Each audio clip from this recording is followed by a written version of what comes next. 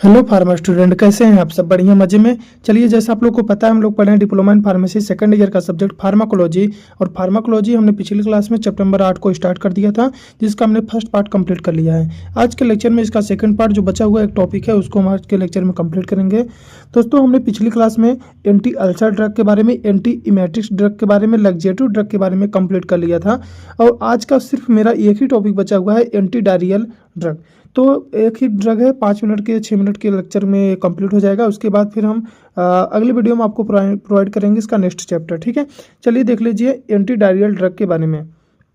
देखिए, anti diarrhoeal drug क्या होते हैं? डायरिया का मतलब आप सबको पता होगा। डायरिया का मतलब क्या होता है? Loose motion. तो ऐसी मेडिसिन जो लूज मोशन में क्या करें, हेल्प करें, यानी कह रहे हैं कि उसको रोकने में हेल्प करें, जिससे लूज मोशन क्या हो, स्टॉप हो जाए, उसे हम एंटी डायरियल ड्रग के नाम से जानेंगे। देखिए, एंटी डायरियल ड्रग क्या होते हैं? Use to reduce frequency of stool. Frequency का मतलब होता है लगातार, बार बार, यानी कह रहे हैं कि जो बार बार जो फ्रीक्वेंसी है किसकी, स्टूल की, मल का जो बार बार फ्रीक्वेंसी है, उसको क्या कर दें, रिड्यूस कर दें। रिड्यूस करने का मतलब कम कर दें। तो मल की फ्रीक्वेंसी को रिड्यूस कर देना, कम कर देना, क्या कहलाएगा? Anti diarrhoeal drug. क्या कहलाएगा? Anti diarrhoeal drug. कर इंक्रीज कर देते हैं किसको? इंटेस्टाइनल सिक्रेशन को, जिससे डिक्रीज कर देते हैं इंटेस्टाइनल सिक्रेशन को, जिससे इंटेस्टाइनल सिक्रेशन क्या हो जाए, कम हो जाए, और हमारी स्टूल की जो फ्रीक्वेंसी है वो क्या हो जाए, कम हो जाए, और इंटेस्टाइनल मोटिलिटी जो हो वो क्या हो, कम हो, वो स्लो हो जाए। कहने का मतलब यह है, एंटी डायरियल ड्रग ऐसे मेडिसिन होते हैं जो लूज मोशन, यानी बार बार मल त्यागने की जो फ्रीक्वेंसी होती है उसको क्या कर देते हैं, कम कर देते हैं। उस मेडिसिन को हम एंटी डायरियल ड्रग के नाम से जानते हैं। करें they are mainly indicated in acute and chronic diarrhoea. Acute का मतलब होता है शॉर्ट टर्म। मान लीजिए कोई बैक्टीरियल वायरल इन्फेक्शन के कारण डायरिया हुआ है तो एक्यूट होगा। क्रोनिक वो डायरिया होगी जो लंबे समय तक आपको परेशान कर रहा है, यानी लंबे समय से आपके बॉडी में क्या कर रहा है, डायरिया कॉज करवा रहा है, यानी बहुत लंबे समय से आप इससे ठीक नहीं हो पा रहे हैं, उसे हम कहेंगे क्रोनिक डायरिया। क्लियर? तो prevent dehydration and electrolyte loss. जब डायरिया होगा यानी लूज मोशन होगा, वाटरी स्टूल जब हमारी बॉडी से बाहर निकलेंगे, एलिमिनेट होंगे, एक्सक्रीट आउट होंगे, तो डिहाइड्रेशन भी होगा, मतलब उसके साथ पानी भी बाहर निकलेगा, साथ में हमारे इलेक्ट्रोलाइट जो होंगे, सोडियम, पोटेशियम, कैल्शियम, मैग्नीशियम, जो भी इलेक्ट्रोलाइट होंगे वो भी क्या होंगे, वो भी बॉडी से बाहर निकलेंगे। तो इसको रोकने के लिए इन मेडिसिन का इस्तेमाल किया जाएगा, क्योंकि डायरिया को रोकेंगे, जिसके कारण डिहाइड्रेशन नहीं होगा, हमारी इलेक्ट्रोलाइट जो लॉस हो रहे हैं वो हमारी इलेक्ट्रोलाइट हमारी बॉडी से लॉस नहीं होंगे। ठीक, क्लियर? एंटी डायरियल ड्रग दस्त को नियंत्रित करती हैं और पानी नमक की कमी से बचाती हैं, यानी हमारी बॉडी में पानी की कमी ना हो, इससे भी बचाएंगे। कहने का मतलब वही है, वाटरी जो स्टूल है वो क्या होगा, एक्सक्रीट आउट नहीं होगा। क्लियर?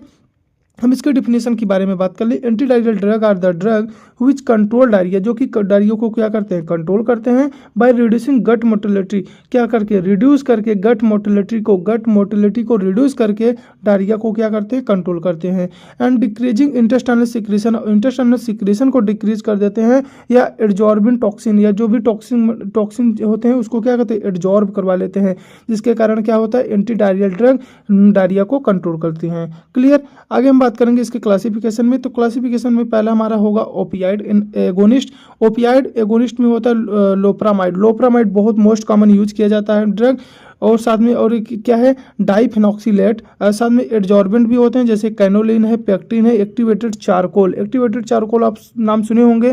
जब कोई जहर वहर खा लेता है तो एक्टिवेटेड चारकोल उसको दिलाया जाता है। क्यों? क्योंकि जो पॉइजन है, जो टॉक्सिन है, उसको क्या करे, एड्जॉर्ब कर ले। अभी ऊपर हमने भी उसके बारे में भी पढ़ा था। एंटी सिक्रेटरी एजेंट भी होते हैं, जैसे बिस्मथ सब सैलिसाइलाइट, एंड प्रोबायोटिक्स भी हो सकते हैं, जैसे लैक्टोबैसिलस हो गया या सैक्रोमाइसिस बोरोली हो गए। क्लियर? आगे बात करेंगे एंटी माइक्रोबियल एजेंट भी हो सकते हैं, जैसे मेट्रानिडाजोल हो गए, सिप्रोफ्लेक्सिन हो गए। हम फार्माकोलॉजिकल एक्शन की बात करें तो ओपियाइड एगोनिस्ट जो होते हैं, these drug are act on opioid receptor in intestinal wall. जो हमारे इंटेस्टाइन के जो वाल है जिसमें ओपियाइड रिसेप्टर हैं, उन पर जाके वर्क करता है और इंटेस्टाइनल मोटिलिटी को कम कर देगा, और जिसके कारण ट्रांसिट टाइम क्या होगा, बढ़ जाएगा, यानी मोर वाटर एब्जॉर्प्शन, यानी ज़्यादा से ज़्यादा पानी जो होगा हमारे मल से क्या हो, एब्जॉर्ब हो जाएगा, हमारी बॉडी में एब्जॉर्ब हो जाएगा। जब बॉडी में एब्जॉर्ब हो जाएगा तो स्टूल की जो फ्रीक्वेंसी हो क्या होगी, वाटरी नहीं होगी, और इसकी फ्रीक्वेंसी क्या हो जाएगी, कम हो जाएगी, यानी आंत की मूवमेंट धीमी हो जाती है, जिससे स्टूल क्या हो जाता है, गाढ़ा हो जाता है, यानी कठोर बन जाता है। आगे बात करेंगे एड्जॉर्बेंट क्या होते हैं? दिस ड्रग एड्जॉर्ब टॉक्सिन, जो कहते हैं टॉक्सिन को, जो जहरीले पदार्थों को क्या करते हैं? एड्जॉर्ब कर लेते हैं, बैक्टीरिया को, इरिटेंट को एड्जॉर्ब कर लेते हैं, प्रोटेक्ट करते हैं इंटेस्टाइनल म्यूकोसा को, हमारी इंटेस्टाइनल म्यूकोसा को क्या करते हैं? प्रोटेक्ट करते हैं, उसको प्रोटेक्शन प्रोवाइड करते हैं। स्टूल कंसिस्टेंसी क्या करते हैं? इंप्रूव कर देते हैं, जिससे जो स्टूल होता है वो क्या हो जाता है? गाढ़ा हो जाता है, यानी वो कठोर बन जाता है। करें आंत में मौजूद हानिकारक पदार्थों को क्या करते हैं? सोख लेते हैं। क्लियर? ये होते हैं एड्जॉर्बेंट। आगे हम बात करेंगे क्या? एंटी सिक्रेटरी एजेंट के बारे में।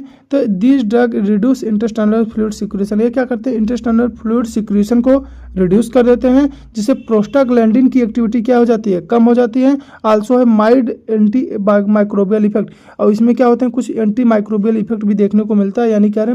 बैक्टीरिया माइक्रोब को भी किल कर देते हैं कुछ हद तक। क्लियर? आंत में पानी का एक्सेसिव सिक्रेशन क्या कर देते हैं? कम कर देते हैं, जिसके कारण क्या मल जो होता है हमारा कठोर हो जाता है, वाटरी नहीं रहता है। आगे बात करेंगे प्रोबायोटिक। प्रोबायोटिक क्या होते हैं? This drug restore normal intestinal flora, जो कहते हैं इंटेस्टाइनल फ्लोरा को क्या करते हैं? नॉर्मलाइज करते हैं, यानी इंटेस्टाइनल में जो कंडीशन होती है, जो फंक्शन होती है, उसको क्या करते हैं? उसको नॉर्मलाइज करने का काम करते हैं। सप्रेस कर देते हैं ग्रोथ ऑफ पैथोजेनिक बैक्टीरिया, जो पैथोजेनिक बैक्टीरिया, ऐसी बैक्टीरिया जो हमारी इंटेस्टाइन में क्या कर रही थी? हार्म कर रही थी, नुकसान पहुंचा रही थी, उसकी ग्रोथ को क्या कर देते हैं? रोक कर देते हैं, और इंप्रूव कर देते हैं गट हेल्थ को, हमारी गट हेल्थ को क्या करते हैं? अच्छा कर देते हैं, उसको बेटर बना देते हैं, यानी गुड बैक्टीरिया देकर गट बैलेंस कर देते हैं, उन्हें प्रोबायोटिक्स कहते हैं।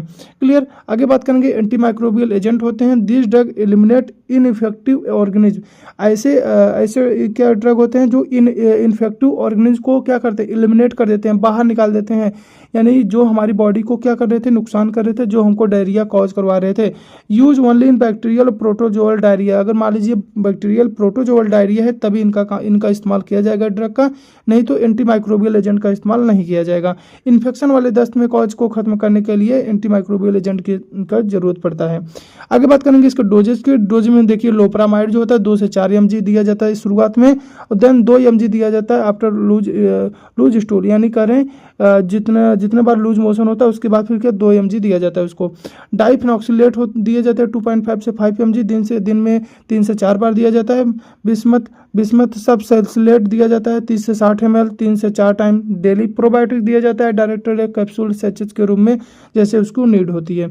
इंडिकेशन की बात करें किसमें इनका इस्तेमाल किया जाएगा, हमने बात कर लिया है। यूज किया जाएगा एक्यूट डायरिया में, क्रोनिक डायरिया में, ट्रेवल्स डायरिया में, डायरिया एसोसिएटेड विद एंटीबायोटिक। मान लीजिए किसी एंटीबायोटिक के कारण अगर डायरिया हो रही तब भी इनका इस्तेमाल किया जाएगा। आगे बात करेंगे कंट्राइंडिकेशन, किसमें दवा को नहीं देना है। ब्लडी डायरिया, मान लीजिए खूनी दस्त पड़ रहा है तब इन दवाओं को नहीं देंगे।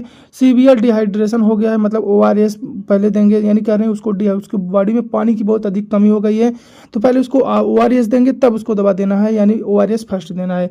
चिल्ड्रन में नहीं देंगे ओपियाइड को, जैसे मेडिसिन को नहीं दे सकते हैं। इंटेस्टाइनल ऑब्स्ट्रक्शन में नहीं देंगे, मान लीजिए उसके इंटेस्टाइन में कोई प्रॉब्लम हो तो नहीं दे सकें, यानी खूनी वाले दस्त में एंटी डायरियल ड्रग नहीं देनी चाहिए। ये मेन लाइन है आपकी।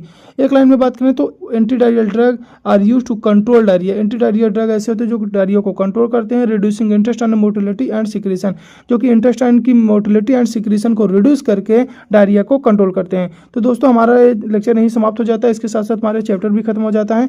तो अब तक आप इतना पढ़िए अच्छे से, और आपको अगर कहीं ना समझ में आया तो हमको कमेंट करके बता सकते हैं। और अभी तक अगर आपने चैनल को सब्सक्राइब नहीं किया है तो चैनल को सब्सक्राइब करिए, अपने दोस्तों के साथ जरूर शेयर करिए। मिलते हैं हम अगले चैप्टर 9 में आप लोगों के साथ। ठीक है, पढ़ते रहिए, बाय बाय।